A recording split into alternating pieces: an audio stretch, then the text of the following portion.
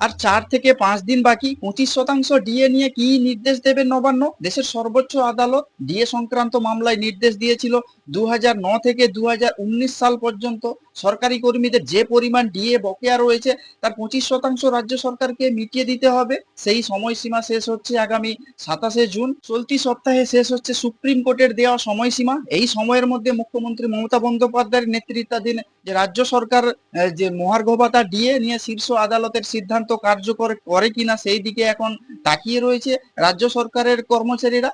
16ই মে দেশের সর্বোচ্চ আদালত ডিএ সংক্রান্ত মামলায় নির্দেশ দিয়েছিল 2009 থেকে 2019 সাল পর্যন্ত যে পরিমাণ ডিএ বকেয়া রয়েছে তার 25% রাজ্য সরকারকে মিটিয়ে দিতে হবে। সেই সময়সীমা শেষ হচ্ছে আগামী 27 জুন। ওই দিন রথযাত্রার কারণে সরকারের ছুটি, ফলে শুক্রবারের পর শনিবার এবং রবিবারও সরকারি ছুটি। সেক্ষেত্রে রাজ্য সরকারের সরকারি কর্মীরা মনে করছে চলতি সপ্তাহে ছুটি শুরু হওয়ার আগেই এই বিষয়ে বিজ্ঞপ্তি জারি করবে রাজ্য সরকার। ডিএ সংক্রান্ত মামলার শুনানিতে রাজ্য সরকার সুপ্রিম কোর্টকে জানিয়েছিল রাজ্য সরকার কর্মচারীদের মোট বকেয়া ডিএর পরিমাণ প্রায় 11,890 কোটি টাকা।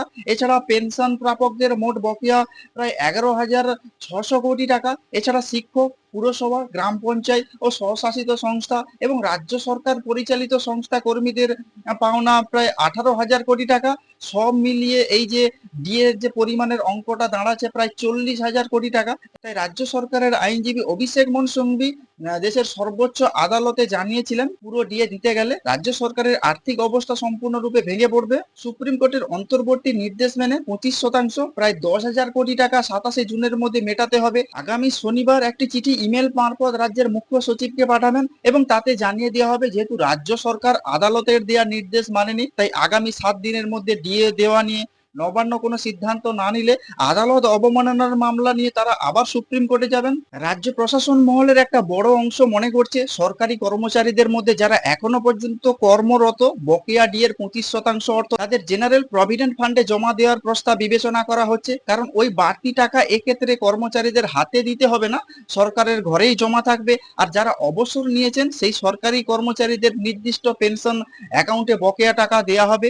এই নীতি কার্যকর হলে এই মুহূর্তে সরকারের যে আর্থিক চাপ, সেই আর্থিক চাপ কিছুটা কমবে। তাতে যেমন আদালতের নির্দেশ পালন করা হবে, তেমনি রাজ্য সরকারের উপর যে আর্থিক বোঝাটাও খানিকটা কম হবে। গত সপ্তাহে বিধানসভায় মন্ত্রিসভার বৈঠকে মুখ্যমন্ত্রী মমতা বন্দ্যোপাধ্যায়, রাজ্যের মুখ্য সচিব, অর্থ সচিব এবং অর্থ প্রতিমন্ত্রী চন্দ্রিমা ভট্টাচার্য এই সংক্রান্ত বিষয়ে বৈঠক করেছেন বলে এমনটাই জানা গিয়েছে। এই বৈঠকের পরেও বকেয়া ডিএর 25% দেওয়া নিয়ে নবান্ন থেকে এখনো কোনো নির্দেশিকা প্রকাশ করা হয়নি। সোমবার বিধানসভার অধিবেশনে যোগ দিতে আসতে পারেন মুখ্যমন্ত্রী মমতা বন্দ্যোপাধ্যায়। সরকারি কর্মচারীদের মহলের একাংশ মতে নেতাজি সুভাষচন্দ্র বসু পশ্চিমবঙ্গ ক্রীড়া বিশ্ববিদ্যালয় বিল নিয়ে বক্তৃতা প্রকাশ করতে পারেন এবং সেই বক্তৃতার মাঝে রাজ্য সরকার কর্মচারীদের বকেয়া ডিএ দেওয়া নিয়ে তিনি কি ইঙ্গিত দেবেন সেটাই এখন দেখার। তবে যেহেতু আদালতের নির্দেশ কার্যকর করতে এখন রাজ্য সরকারের কাছে দিন কয়েক সময় রয়েছে, তাই আপাতত এই বিষয়ে একটু দেখে শুনে এগোতে চাইছে রাজ্যের অর্থ দপ্তর। আপনারা কি বলবেন ডিএ সংক্রান্ত মামলায় সুপ্রিম কোর্টের যে নির্দেশ দিল 27 জুন,